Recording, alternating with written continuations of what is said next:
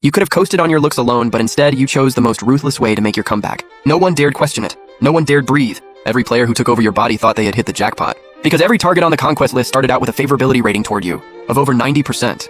But these idiots managed to blow a perfect hand with their pathetic people-pleasing tactics and spineless routines. They tanked every single opportunity until the 10th player got wiped by the system. Not one of them even got close to the women they were chasing. They had no idea that the moment they started groveling like dogs, every single one of those women had already noticed this body had a different soul inside. You floated above it all, watching with a cold smirk. Want to make a bet? Give me 3 months back in that body, and I'll have every single one of those women on their knees. The system scoffed with contempt. Arrogant little pest, did even one of your 10 hand-picked players ever succeed? After a long silence, it finally gave in, fine 48 hours. Fail the first stage mission, and you will suffer 10 times worse than all of them combined. Deal a flash of white light, and you opened your eyes on a gaudy pink satin bed that screamed bad taste. You rushed to the mirror for a look. The face staring back was sickeningly pale, and the ugly scar on the wrist left for sympathy points made it worse. A wave of disgust rose in your chest. What a mess. This body had been completely trashed with a sharp yank. You ripped the curtains open and blinding sunlight swallowed the room whole. Time to take back everything that belongs to you just then. The butler pushed the door open and started to speak. Young master, the head of the family wants to see you.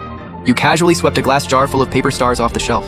Glass shards and cheap paper stars scattered across the floor. The previous player had spent an entire month folding those. As a gift to win over some girl pure garbage, you didn't even spare them a glance. You walked right over the stars and down the spiral staircase. The dining room was thick with tension. Fang Fu had his nose buried in financial reports and didn't even look up toward this son who had not only turned out wrong, but become the laughingstock of the entire city. His disappointment had long since curdled into something permanent. Your scandals have spread all across Guizhou. Starting today, stay away from Morris Academy. Stop embarrassing this family. You pulled out a chair and sat down, your voice cutting right through his. You want to pull me out dead last in Class C? I know the board is breathing down your neck. Buy me one last shot. You pinched the Z1 class badge between 2 fingers, that symbol of shame and humiliation next month's exam. I will take back the place that belongs to me.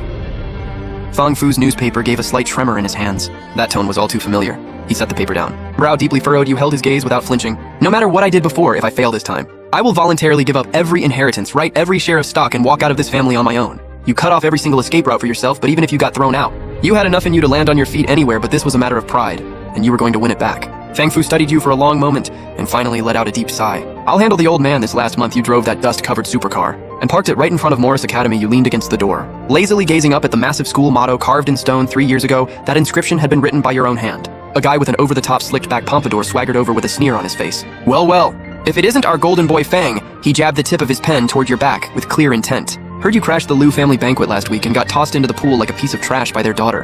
Hope the water was refreshing. The crowd around you erupted in laughter. Oh right, and I heard you had the nerve to touch Minister Bai's piano. Got yourself and the piano thrown out together, ha ha ha, just then. That annoying mechanical voice fired off in your head.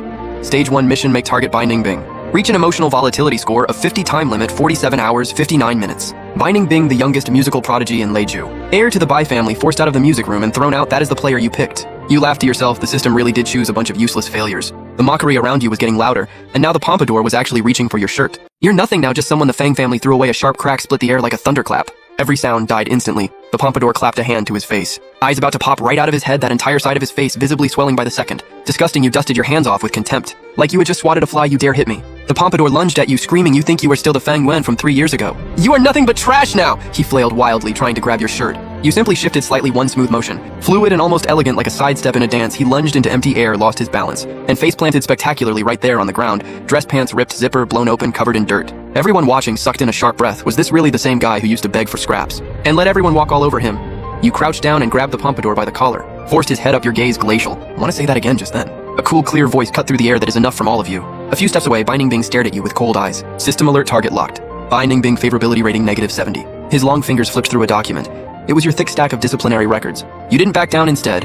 You crossed your arms with obvious interest. Your gaze sweeping over him boldly and openly, Binding Bing caught the shameless stare. His brow tightened slightly. 13th count of disrupting order. 5th count of physical altercation. Fang Yuan per school policy. The student council has full authority to expel you, but you weren't scared. You stepped even closer, right into his personal space. Your fingers grazed the lapel of his uniform, lightly tracing a slow circle near his collarbone through the expensive fabric. Right where you had once left a mark, Minister Bai, playing it so strictly by the book, aren't we? Binding Bing's eyes darkened the moment he heard that, and he was about to push your hand away, when a thread of cool, clean cedar scent hooked its way into his nose like a needle. His pupils contracted sharply. That scent belonged only to the real Fang Yuan. The crowd watching nearby erupted in stunned gasps like they had just witnessed something impossible. Binding Bing snapped back to his senses and realized just how compromising the position looked. He grabbed your wrist roughly and in one sharp move, pinned you against the cold stone of the school motto monument. The student council's untouchable disciplinary officer had just been caught tangled up with the school's most notorious deadbeat. The cold marble seeped through your uniform and into your spine. You frowned in irritation as he leaned in close. Hot breath, carrying barely contained rage, grazed past your ear.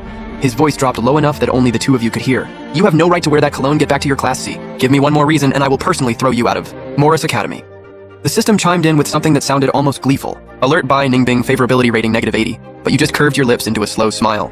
The more extreme the number, the better. It meant he had grown to despise every single one of those imposters to the bone. The moment you pushed open the door to Class C, the entire room went dead silent. Your reputation had clearly made it through the whole school. Those stares carried contempt and disgust. And a flicker of something harder to read, like morbid curiosity. You acted like you saw none of it, and walked straight to that dust-covered seat in the corner. A girl with bleached hair sneered. Who are you trying to impress? You are just a loser about to get kicked out. She was the Class C rep, no backbone, and the Pompadour guy's #1 fangirl. Right now, she was itching to avenge her precious crush. You stopped mid-step.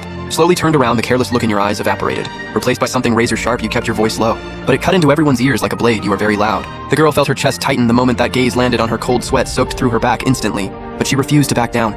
How could she let a nobody spook her? She pushed her voice even higher to mask the panic. Am I wrong? You spent every day acting like a puppy, rolling over for those rich girls. In everyone's eyes, you were not even worth being called a clown. A sharp whistle tore through the air and the girl's voice cut off mid-sentence. A few strands of bleached hair drifted slowly to the floor. She turned her head stiffly. A ballpoint pen was buried deep in the wall right beside her ear, less than half an inch from her temple. The entire room went stone silent, but you had already settled calmly into your seat. Casually twirling a second pen between your fingers, a faint smile playing at the corner of your mouth. You glanced up with an easy grin. Sorry, slipped. The whole class was frozen. What the hell, that was basically attempted murder. The girl had gone chalk white, her legs barely holding her up. A strangled squeak forced its way out of her throat. No worries, Fang. Right on cue, the class bell rang and saved what was left of her dignity. This period was financial investment taught by one of the most legendary professors in the field. The professor knocked on the podium and called for assignments. Passed them forward. You frowned and dug a crumpled piece of paper out of your dusty bag. It was an incredibly complex simulated analysis report for a cross-border merger and acquisition case, but the background is interesting. Seems connected to the Shang family. The professor worked his way down the rows, collecting assignments. Shaking his head the whole way, the people in Class C turned in absolute garbage. It was an insult to the entire field of finance. This assignment had actually been commissioned by Student Council President Shang Xinchi, meant to serve as supplemental analysis for a cross-border acquisition in Africa that the Shang family was currently pushing. Shang Xinchi was one of only 2 genuine prodigies the professor had ever encountered. As for the first, the professor's gaze drifted to the corner, where a figure was writing furiously, the business prodigy who had pulled the entire Fang family back from the brink at just 15 years old. The real Fang Wen, but look at him now. The professor stopped beside you, his tone heavy with disappointment. I take it you're not turning anything in again. You didn't look up. Your pen was moving fast across the dense report. You weren't solving the problem, you were dismantling the entire trap the Shang family had carefully built into it. Seeing you ignore him, the professor was about to lose his patience when his eyes drifted across your desk. The next second, he went completely still. Your pen drew one final sharp arc across the page. Ink bleeding into the paper, you pinched the sheet between 2 fingers and slid it forward, tossing it in front of the professor like you were throwing out junk mail. The professor looked down. His pupils shrank. The page was covered edge to edge in derivation formulas, every single one pointing straight to the most carefully hidden vulnerability in the entire acquisition deal, a fatal blind spot that even the prodigy Shang Xinchi had missed. And not only had you found it, you had scrawled a single line next to it in red pen. Short the position with 15-to-1 leverage, projected net return 300% or higher. This was not a homework assignment, it was a declaration of war. If you followed through on this and moved against the Shang family's deal, the damage would be beyond calculation. The professor's hands trembled without him even realizing it. The paper rattled in his grip. He snapped his head up and looked at you like he was staring at something inhuman. How is this even possible? You rested your chin in your hand, lazily lifting your eyes with a half smile fixed on him. Something wrong, Professor. You think my answer is off.